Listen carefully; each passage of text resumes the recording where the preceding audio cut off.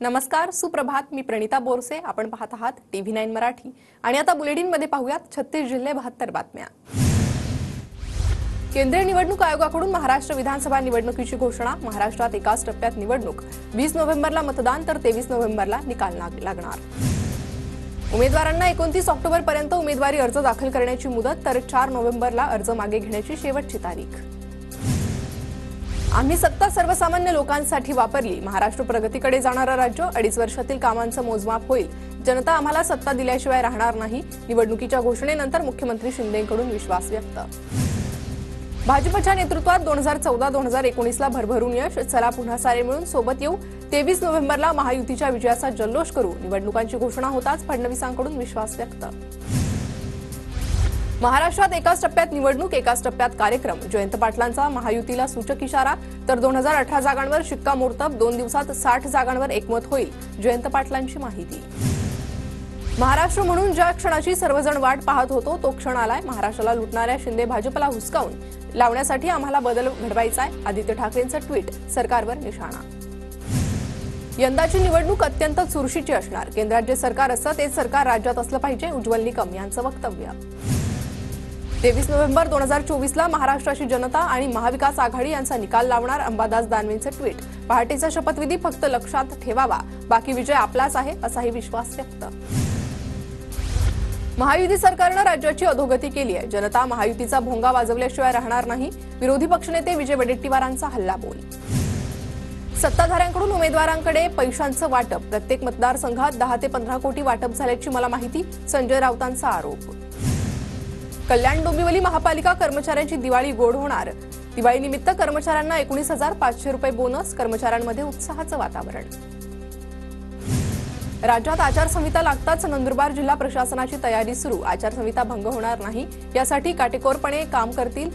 जिल्हाधिकाऱ्यांची पत्रकार परिषदेत माहिती. नंदुरबार जिल्ह्यातील सातपुड्याच्या दुर्गम भागातील मतदान केंद्रांसाठी प्रशासनाची तयारी सुरू. 2 दिवस अगोदर मतदान यंत्रणा केंद्रावर पोहोचणार. यवतमाळच्या वणी येथे काँग्रेसचे संजय खाडे यांच्या नेतृत्वात धरणे आंदोलन. सोयाबीनसह कापसाला योग्य भाव द्यावा यासह शेतकऱ्यांच्या अन्य मागण्यांसाठी आंदोलन. धुळ्यातील साक्री तालुक्यात ओला दुष्काळ जाहीर करा. शेतकऱ्याची प्रशासनाकडे मागणी. परतीच्या पावसानं हाती आलेलं पिकांचं नुकसान. धुळे जिल्ह्यात पावसामुळे सोयाबीन पिकावर येलो मोझॅक रोगाचा प्रादुर्भाव तर कपाशीवर लाल्या रोग. उत्पन्नात मोठी घट होण्याची शक्यता. नंदुरबार जिल्ह्यात खरीप हंगामाच्या कापसाला सुरुवात. कापसाची आवक मोठ्या प्रमाणावर वाढली मात्र भाव नसल्यानं शेतकरी संकटात. धुळे जिल्ह्याला पाणीपुरवठा करणाऱ्या 12 तलावांपैकी 10 तलाव तुडुंब भरले. पाणी प्रश्न सुटला तर शेतकऱ्यांना देखील दिलासा. अमरावतीच्या तिवसा तहसीलवर संत्रा उत्पादक शेतकऱ्यांसाठी काँग्रेसचा मोर्चा. सरकार विरोधात घोषणाबाजी. पुण्यातील धायरीकरांचा रस्त्यासाठी मुंबईच्या आझाद मैदानावर उपोषण. 28 वर्षांपासून रखडलेल्या BP रस्त्याच्या प्रश्नासाठी उपोषण सुरू.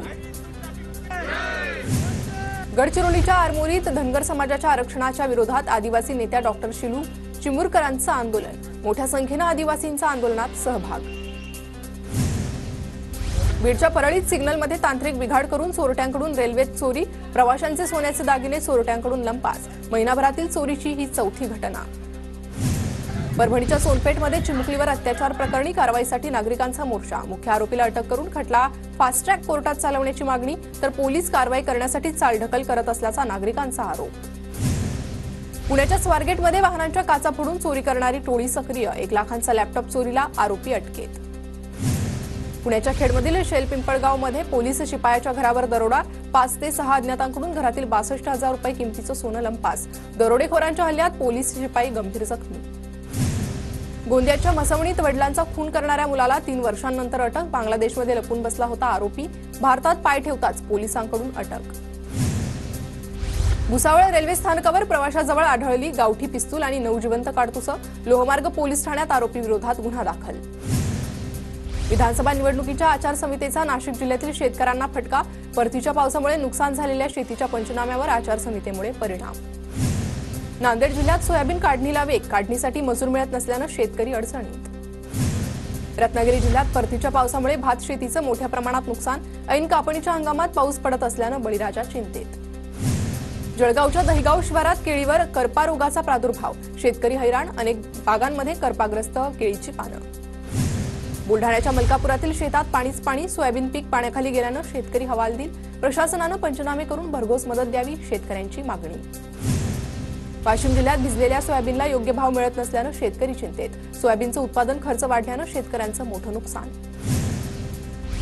पुण्याच्या भोर तालुक्यात पारंपरिक पद्धतीनं बैलांच्या सहाय्यानं मशागतीच्या कामांना सुरुवात. पहिल्या टप्प्यातील ज्वारी पेरणीला शेतकऱ्यांकडून सुरुवात. बुलढाण्याच्या साखरखेर्डा पोलीस स्थानकात पीक विमा कंपनी विरोधात गुन्हा दाखल. शेतकरी नेते डॉक्टर ज्ञानेश्वर टालेंच्या नेतृत्वात कंपनी विरोधात ठिय्या. निवडणुकांपूर्वी अजित पवार गट आणि भाजप नेते पवारांच्या भेटीला. विलास लांडे, अमोल बेनकेंसह पृथ्वीराज जाचक यांची पवारांशी चर्चा. दादा गटातील राजेंद्र शिंगणेंचा पवार गटातील प्रवेश निश्चित. शिंगणे सिंदखेड राजामधून उमेदवार असणार, तर उमेश पाटीलही लवकर पवार गटात प्रवेश करणार असल्याची सूत्रांची माहिती. इम्तियाज जलील यांनी अंतरवालीत जाऊन जरांगेंची भेट घेतली. जरांगे पाटलांचा मी सुरुवातीपासून फॅन. जरांगे पाटील प्रामाणिक, त्यामुळे जनता पाठीमागे. भेटीनंतर जलील यांची प्रतिक्रिया.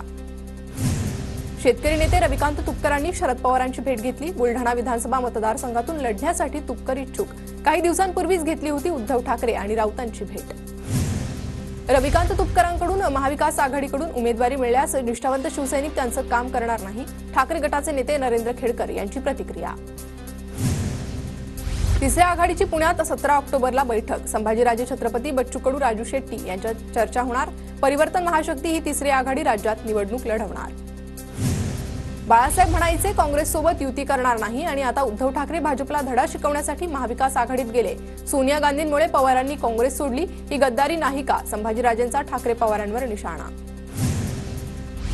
मुख्यमंत्री पदाचा चेहरा म्हणून निवडणुकीपूर्वी आम्ही कुणालाही प्रोजेक्ट करणार नाही. रावसाहेब दानवे यांचं मुख्यमंत्री पदाबाबत मोठं विधान.